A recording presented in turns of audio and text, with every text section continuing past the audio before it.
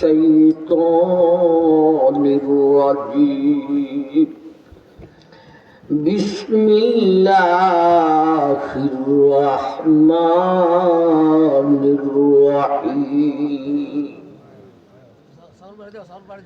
يا أيها الناس اتقوا ربكم إن زلزلة الساعة شيء عظيم يوم ترونها تذهل كل مرضعة عما أرضعت وتضع كل ذات حمل حملها وترى الناس سكارى وما هم بسكارى ولكن عذاب الله شديد صدق الله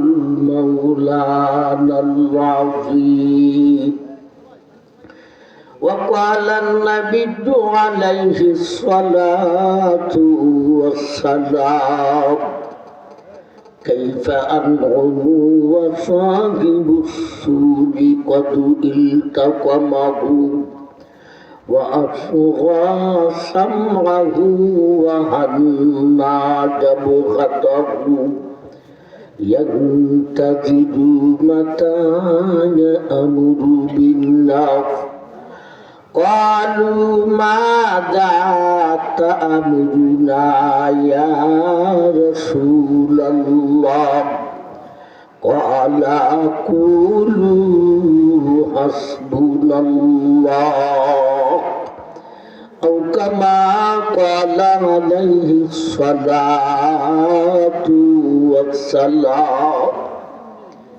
صلى الله على سيدنا ومولانا محمد وعلى آله وأصحابه وسلم تسليما كثيرا كثيرا শ্রদ্ধাভাজন জনাব সভাপতি সাহেব, মঞ্চে উপস্থিত আমার অত্যন্ত শ্রদ্ধাভাজন ব্যক্তি ডাক্তার জীবন সাহেব, আমি নাম শুনেছি, কোনোদিন আমি ওনাকে দেখি নাই, আজকে দেখছি, খুশি হয়েছি। আমি ভাবতাম যে মনে হয় উনি দাড়ি নেই, বড় একজন পিখারওয়ালা একটা শার্ট প্যান্ট লাগানো একটা নেতা হবে। তো দেখে খুশি হইলাম। আল্লাহ তুমি তাকে কবুল করো, আমিন। ভাই, আমি যে আয়াত কানা তেলাওয়াত করেছি, হাসরের মাঠে ভয়াবহ অবস্থা আল্লাহ এই আয়াতে আলোচনা করছে। ইসরাফিল যখন দ্বিতীয়বারে সিংহায় ফু দিবে, সমস্ত মানুষ কবর জগৎ থেকে উঠা হাসরের মাঠের দিকে রওনা হইব। মানুষ আমাদের এই যে দেহ, এটা মাটির দেহ, ফসিয়া গলিয়া মাটির দেহ মাটি হইয়া দেব, কিন্তু আমাদের ভিতরে এখন যে রূপ আসে, প্রাণ পাখি আসে, এটার মরণ নাই। মরে দেহ, রুহের কিন্তু মরণ নাই, রুহে ইন্তেকাল করে। এই জন্য মাইকিংয়ে কয় অমুক ইন্তেকাল করেছে। ইন্তেকাল মানে স্টেশন পরিবর্তন করা। সে মরে নাই, তার দেহ মারা গেছে, সে স্টেশন পরিবর্তন করেছে। দুনিয়ার স্টেশন পরিবর্তন করে কবরের স্টেশনে যাইবে। আমার ভাই, এই কথাটাই আল্লাহ আরেকখান আয়াত বলে, وَنُفِخَ فِي الصُّورِ فَصَعِقَ مَنْ فِي السَّمَاوَاتِ وَمَنْ فِي الْأَرْضِ ثُمَّ نُفِخَ فِيهِ أُخْرَى فَإِذَا هُمْ قِيَامٌ يَنظُرُونَ وَأَشْرَقَتِ الْأَرْضُ بِنُورِ رَبِّهَا وَوُضِعَ الْكِتَابُ وَجِيءَ بِالنَّبِيِّينَ وَالشُّهَدَاءِ।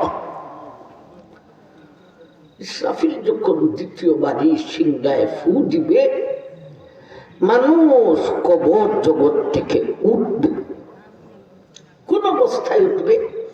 আল্লাহ রেখায়াতে বলে, يخرجون من الأجداث سراعا كأنهم إلى نصب يوفضون خاشعة أبصارهم ترهقهم ذلة ذلك اليوم الذي كانوا يوعدون। ও দুনিয়ার মানুষ, আমার ইসরাফিলে যখন দ্বিতীয়বারে সিংহায় ফু দিবে, সমস্ত মানুষ কবর জগৎ থেকে উঠিয়া হাসরের মাঠের দিকে রওনা দিব। দেখো তো, এটা থাকবে না, নতুন দেখো উঠবে। যে কোন অবস্থায় উঠবে? আল্লাহ বলেন, ইখরিজুনা মিনাল আজদাসি সিরাআ। সমস্ত মানুষ, সমস্ত নারী, সমস্ত পুরুষ, সমস্ত ওয়ালি, সমস্ত গোস, সমস্ত কুতুব, এমনকি সমস্ত নবী, সবজন উলঙ্গ ফুলঙ্গ হইয়া উঠিব। কাহারও গায়ে কোনো কাপড় থাকবে। আমার নাই কাপড় থাকতো, এই দুনিয়ার জমিন থাকবে না, নতুন একটা জমিন আল্লাহ সৃষ্টি করবেন। সেইটার মধ্যে কোনো বাজার, হাট, দোকান কিচ্ছুই থাকবে না। সব মানুষ উলঙ্গ হইয়া উঠবে। ওইটা সবাই হাসরের মাঠের দিকে রওনা দিবে। আম্মা আয়েশা রাদিয়াল্লাহু তাআলা আনহা নবীজি থেকে যখন এই ওয়াজ শুনলেন, আম্মা সাথে সাথে নবীজিকে প্রশ্ন করলেন, ও আল্লাহর রাসূল, ওগো আল্লাহর রাসূল, সমস্ত মানুষ উলঙ্গ হইয়া উঠবে, তাই বলেন আমি আবু বকরের কন্যা আয়েশা, উম্মতে মুহাম্মাদিয়ার মা, ও আল্লাহর হাবিব, আপনার বেগম, আমি আয়েশারও কি সেই অবস্থা হবে নাকি? ও আল্লাহর নবী, সাইয়্যিদা শাবাব আহলিল জান্নাত, বেহেশতের দুই সর্দার হাসান আর হুসাইনের মাথা, নবীজি গো, আপনার কলিজার টুকরা, আপনার মেয়ে খাতুনে জান্নাত ফাতেমারও কি সেই অবস্থা হবে নাকি? লোকজন কি আমাদেরকে দেখবে না? আমাদের কি লজ্জা শরম থাকবে না? আল্লাহ বললেন, আয়েশা, তুমি তো আয়াতের প্রথম অংশ বুঝছো, দ্বিতীয় অংশ তো তুমি বুঝো নাই। يخرجون من الأجداث سراعا كأنهم إلى نصب يوفضون خاشعة أبصارهم ترهقهم ذلة ذلك اليوم الذي كانوا يوعدون আয়াসাগম আয়াতের প্রথম অংশ বুঝেছ, দ্বিতীয় অংশ বুঝো না। সমস্ত জন উলঙ্গ ফুলঙ্গ হইয়া উঠবে গো। এমনকি তুমি আয়েশার সেই অবস্থায় হইব, এমনকি আমার কলিজার টুকরা খাতুনে জান্নাত ফাতেমার সেই অবস্থা হইব। কিন্তু আয়েশা গো, সেই দিন সারা জগতের মানুষ দুইটা কথা ছাড়া তাদের কোনো কথা স্মরণ থাকবে না। একটা কথা হলো আমি দৌড়াইয়া হাসরের মাঠে যাইতাম, আরেকটা হলো আল্লাহ তাআলার ভয়। খাশিআতান আবসারুহুম, তাদের চক্ষুগুলি আল্লাহর ভয়েতে ভীত সন্ত্রস্ত হইয়া থাকব। এ আয়েশা গো, তুমি কোন দিকে গেলে? খাতুনে জান্নাত কোন দিকে গেলাম? কেউ তাকাবে না, কেউ কোনো কথাই স্মরণ থাকবে না। আল্লাহ তাআলার ভয়, আল্লাহ তাআলার ভয়। এমনকি আয়েশা গো, তোমার অন্তরে আল্লাহর এত ভয় হইব, তোমার গায়ে কাপড় আছে না, তুমি উলঙ্গ, সেই কথাটা তুমি আয়েশার পর্যন্ত স্মরণ থাকবে না। কি পরিমাণে ভয় হবে আল্লাহ! আমার গায়ে কাপড় আছে না, আমি উলঙ্গ, সেই কথাটাও স্মরণ থাকবে না। তোমারই স্মরণ থাকবে না, তোমার গায়ে কাপড় না, তুমি উলঙ্গ, আর কোন বেলায় তোমার দেয় সব উলঙ্গ ফুলঙ্গ হইয়া উঠবে। এরপরে নবী বলেন, আয়েশা, তবে একজন ব্যক্তি আছে, উনি উলঙ্গ উঠবে না। আয়েশা গো, নবীজি নিজের কথাই বলে, এ আয়েশা গো, তুমি আয়েশার স্বামী, উম্মতে মুহাম্মাদিয়ার নবী, সমস্ত নবীর নবী, সমস্ত রসুলের রসুল।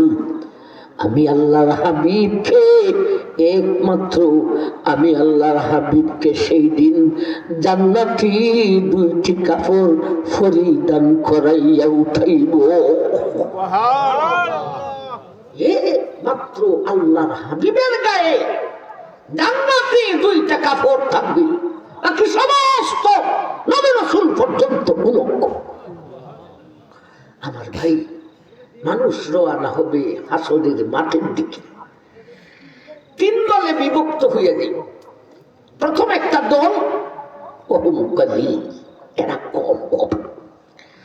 এই দলটা যখন রওনা দিবে হাসরের মাঠের দিকে, আল্লাহ এক একজনের কাছে ফিরিস্তা দিয়া বেহেশতি প্রাইভেট বুরাক পাঠাইবে। আমার ভাই, এরা এসে বলবে, ও সাহেব, আপনি হলেন আসল জগতের আসল সাহেব। দুনিয়ায় যা নকল, নকল জগতের সাহেব নকল, পরকাল হইল আসল, ওই জগতের সাহেব হইল আসল সাহেব। ও আসল সাহেব, তুমি হাইটা হাসরের মাঠে যাবে কেন? আল্লাহ তোমার জন্য জান্নাতি প্রাইভেট বুরাক পাঠাইছেন, এই বুরাকের মধ্যে আরোহণ করো। এই দলটা কারা? একটু চিনার দরকার। চিনা আমরা এই দলের অন্তর্ভুক্ত হইতে পারি, তাইলে আমরাও হাসরের মাঠে বেহেশতি প্রাইভেট দিয়ে যাব। এরা কারা? আল্লাহ হাবিব আপনি আমাদের নবী যখন মেরাজে যাবে জমজম কুয়ার পাশে সবকে সদর করা হয়েছে। জিব্রাইল বেহেশতি প্রাইভেট বুরাক নিয়ে আছে। আল্লাহ নবী এটা দুনিয়ার কোনো প্রাইভেট নয়, এটা হলো বেহেশতি প্রাইভেট। ও আল্লাহর নবী, দুনিয়ার জগতে দুনিয়ার জমিনে কাহার জন্য বেহেশতি প্রাইভেট পাঠানো হয় নাই, একমাত্র ও আল্লাহর হাবিব আপনার জন্য সেই এই বেহেশতি প্রাইভেটটা পাঠানো হয়েছে। আপনি একটু আরোহণ করুন। আল্লাহ নবী এই প্রাইভেট দিয়া মক্কা থেকে ফিলিস্তিন স্থলপথে যাওয়ার পরে এই প্রাইভেটে আরোহণ করে শূন্যস্থান দিয়া ওরা দিবেন। গগনপথ আকাশ পথ পাড়ি দিয়া এই প্রাইভেটে সিদরাতুল মুনতাহা পর্যন্ত যাইতে হইব। নবীজি উঠেন না, হিমশিম খাইতেছে। ভাই আমার একটা গাড়ি আছে এলিয়ন, এটা আপনারা বুঝতেন না, আমার বড় ভাই বুঝবেন। এটা ফদে বড় কিন্তু এটা বুড়ি মডেল হইল কিনের। আমার ভাই না এই এখনো বেসলে 13-14 লাখ টাকা বিকবো। এই মুহূর্তে যদি আমার কেউ একটা গাড়ি দেলায় অন্তত 1 কোটি হইব, ঠিকই আমি একটু অপেক্ষা করবো না, পাল্টা মারি উঠতে বেহেশতি প্রাইভেট আছে নবীর কাছে। আল্লাহর হাবিব উঠেন নাই, হিমশিম খাইতেছেন। আল্লাহ জিজ্ঞাসা করলেন, হাবিব রে, দুনিয়ার জগতে বেহেশতি প্রাইভেট কাহারও জন্য পাঠাই নাই, একমাত্র তুমি আমার হাবিবের জন্যে। তুমি ওঠো না কেন, হিমশিম খাইতেছ কেন? আমার ভাই আল্লাহ বললেন, ও আমার মাবুদ, ও আমার মৌলা, দুনিয়ার জগতে কাহার জন্য বেহেশতি প্রাইভেট পাঠাও নাই, একমাত্র আমি তোমার হাবিবের জন্য বেহেশতি প্রাইভেট পাঠাইছো। তোমার দরবারে শুকরিয়া কি আদায় করিব? উঠতেছি না কেন, হিমশিম খাই কেন? ও আমার মাবুদ, মনে মনে একটা দরখাস্ত আছে। কি দরখাস্ত? এ আমার আল্লাহ, আমার জন্য বেহেশতি প্রাইভেট পাঠাইছো, আমার উম্মতের নেক কাজের জন্য বেহেশতি প্রাইভেটের কোনো ব্যবস্থা আসেনি, এজন্য উঠি না। আল্লাহ বললেন, হাবিব এই তোমার দরখাস্ত? ও আমার হাবিব, তুমি প্রাইভেটে উঠিয়া যাও, বেহেশতি বুরাকে আরোহণ করো, তোমার দরখাস্ত মঞ্জুর করিলাম। তোমার উম্মতের মুমিন ব্যক্তির জন্য আমি বেহেশতি প্রাইভেট বুরাক পাঠাইব।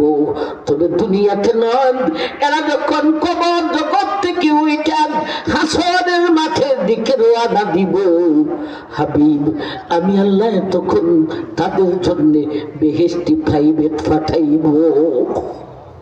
তাই বেহেশতি প্রাইভেটে আরোহণ করে যাবে।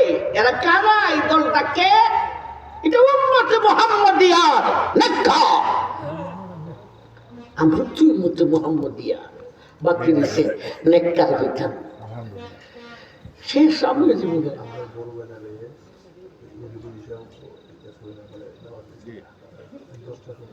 আচ্ছা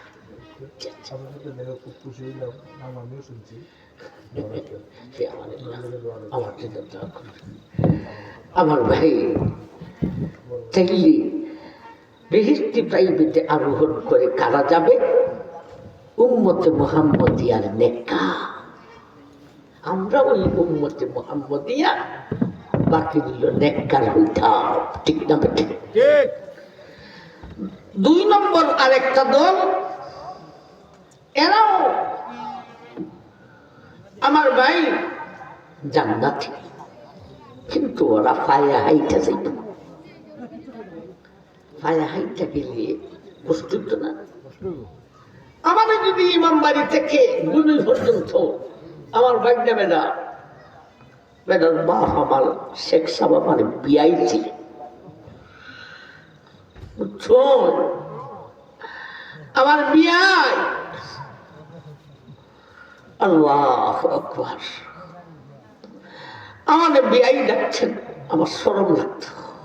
বাস্তবে বিয়াই, বেশি দূরের লোক। আমার আফম দুলাভাইয়ের বাগদি বিয়া করছেন মৌলানা খলিল।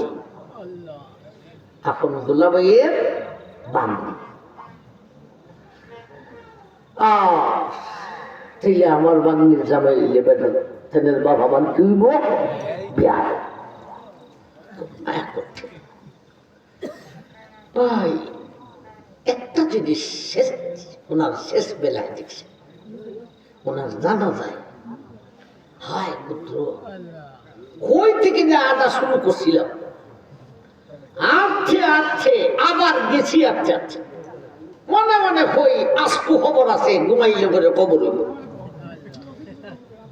সুবহানাল্লাহ। কিন্তু গেছি, ঘুমাইছি, আসছি যে এটা শরীরের মধ্যে কোনো ঠাঁই নেই। তখন মনে মনে আইছে নিঃসন্দেহে তিনি আল্লাহর ওলি ছিলেন। সুবহানাল্লাহ। ওনার আরো অনেক কিছু আমি জানি। আমার ভাই একবার হজে যাইতে বিমানের মধ্যে, বিমান স্লো হয়ে গেছে, সামনে বাড়তে পারে না, উপরের দিকে উঠতে পারে না। এখন ভগবান যায় থাকলে খবর, থাকতে না করছো, আমি থাকাকালীন তোমরা হইও না। বিমান উপরেও উঠে না, সামনেও বাড়ে না। এলান হয়ে গেছে, আপনারা মুসলমান যারা আছেন কালিমা পড়েন। হুজুরি বিমান, হুজুরের কাছে একজন ছেলে খাতিব, ইনি বলতেছেন হুজুর হুজুর হুজুরি কোনো খবরই নেই, মাথা নিস মুখা দিয়ে। আমার ভাই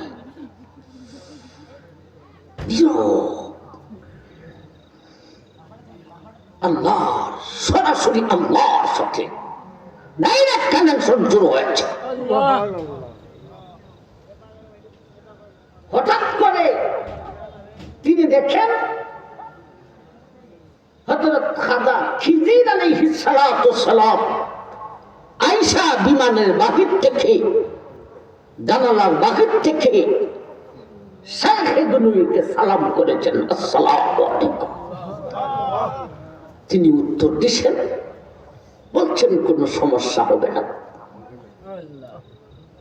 এর কিছুক্ষণ পরেই পাইলট থেকে খবর আইছে, মাশাআল্লাহ বিমান তার জায়গায় আসিয়া গেছে, তার গতি সব ঠিক হয়ে গেছে। তো সাথের মানুষ যিনি ছিলেন ওনাকে, উনি বলল হুজুর ঘটনাটা কি? তিনি বললেন আমি বলতে পারি ঘটনা কি, তুমি কেউ বলতে পারবা না। আমি যতদিন দুনিয়াতে থাকবো বলতে পারবো, আমি মারা যাওয়ার পরে যদি বলো তাইলে বলি। আমার ভাই কেমন ব্যক্তি ছিলেন শাইখে গুনবী, শাইখে গুনবী, শাইখে গুনবী। গুমপীর, লুকালফির, লুকাললি, কথা বুঝাইছেন না? বুঝাইছে না? অনেক অলি প্রসিদ্ধ, আর অনেক অলি লুকাললি, গুমলি কেউ ছিলেন। তিনি এই জাতীয় একজন ব্যক্তি ছিলেন। আমার ভাই সময় অন্যদিকে যাইতেছিল, মসজিদ এলাকাতে বর্তমানেও হায়াতে আছেন একজন ওলি, নামও কেউ জানে না, তার গ্রামের মানুষ ছাড়া আর কেউ জানে না ইনি কোথায় থাকে, কি করে, কই খায়।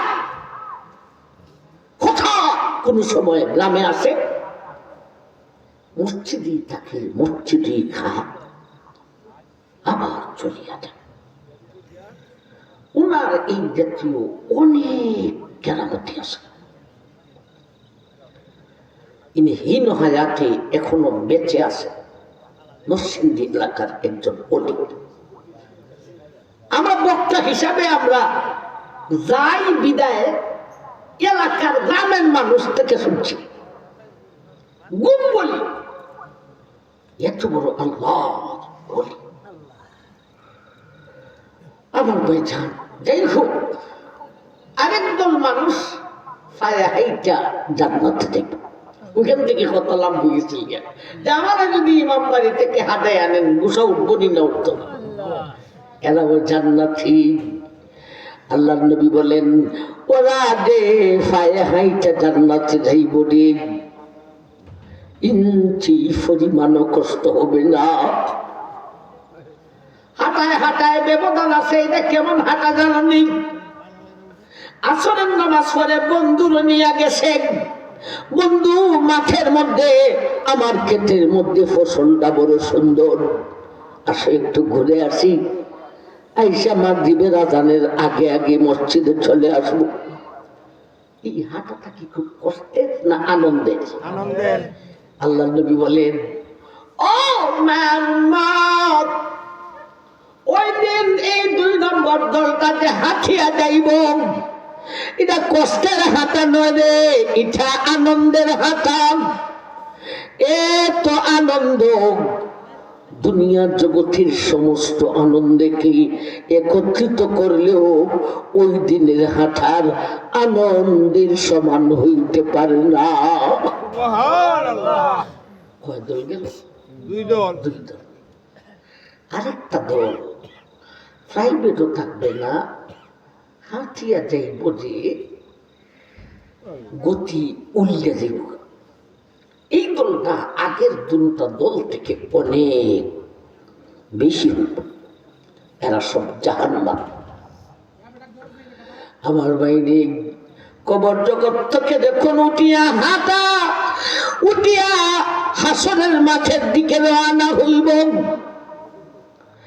উঠার সঙ্গে সঙ্গে দেখবে যে অন্ধ হয়ে গেছে। ক্বালা রাব্বি লিমা হাসারতানি আমা ওয়া ক্বাদ কুনতু বাসীরা ক্বালা কাযালিকা আতাতকা আয়াতুনা ফানাসিতাহা ওয়া কাযালিকাল ইয়াওমা তুনসা। ইদি কইব আল্লাহ দুনিয়াতে তো চৌকে দেখতাম, উঠাইলে খানা বানাইয়া উঠাইলে কেন? আল্লাহ বলবেন আমি আল্লাহ দুনিয়াতে হক কথা বুঝাইবার জন্য নবী পাঠাইছি, রসুল পাঠাইলাম, নবী রসুলের নাই উলামায়ে কেরাম পাঠাইলাম, বুঝাইছে বুঝাও বুঝোস নাই, দেইকাও দেখোস নাই, এজন্য তোরে অন্ধ বানাইয়া কানা বানাইয়া উঠাইলা। নবী বলেন শুধু ঠাই না, অপমান হওয়ার জন্য তিনি উল্টে দেয়, পাড়াইব উপরের দিকে, মাথা যাবে নিচের দিকে, আর এই মাথাই দিয়ে হাঁটিয়া দেব। সাহাবায়ে কেরাম জিজ্ঞেস করলেন আল্লাহ রাসূল মাথায় দিয়ে আবার হাঁটে কিভাবে? নবীজি উত্তর দিলেন ওর মাথার মধ্যে আল্লাহ এক ধরনের শক্তি দিবেন। আমি কই যেমন কই মাছ খান খাইয়া উজায়, এইভাবে তার মাথার মধ্যে এক ধরনের শক্তি দিবেন। এই মাথার দিয়ে ঠেলাইয়া ঠেলাইয়া খল্লাটারে নিচের দিকে দিয়া, ঠেংটাকে উপরের দিকে দিয়া অপমানিত হয়ে হাসরের মাঠে যেয়ে দাঁড়ায়। আমার ভাই হাসরের মাঠ পর্যন্ত আসলাম, আর না আমার ভাই বেজার হইবেন না। আসলে আমি এখানে সময় দিচ্ছিলাম 9টায়, আমি আইছি 9:30। এরপরে ও এখান থেকে মোবাইল করছো, আমার মোবাইলে ঢুকতে পারি না, আমি দেখতেছি খালি টুকটুকি করতেছে। গোয়েন্দা বাহিনী কল দেয়, গেছে আধা ঘন্টা। সেনাবাহিনী কল দিছে, এই কলের ভিতরে এই রাস্তা একেবারে রানা ওসিফ মান্থি আর খান থেকে খুলতে পারছি না, কত তত্ত্ব যে আমাদের জিগেছে। এর ভিতরে থাইনার আমার সাথে যোগাযোগ করতে পারছো না, আমিও পাচ্ছি। যদি কইতাম মামা আমি আইছি 15 মিনিট, তাইলে আমার আগের মেহমানদের নাই দেয়া না আটকে রাত দিয়ে কোনো মতো কইলাম না, আমিও কইলাম না, সালাই যাবি তো আইছি। এখন দেখলাম ওই সিলেট শেরপুরের ফুবে মঙ্গলপুর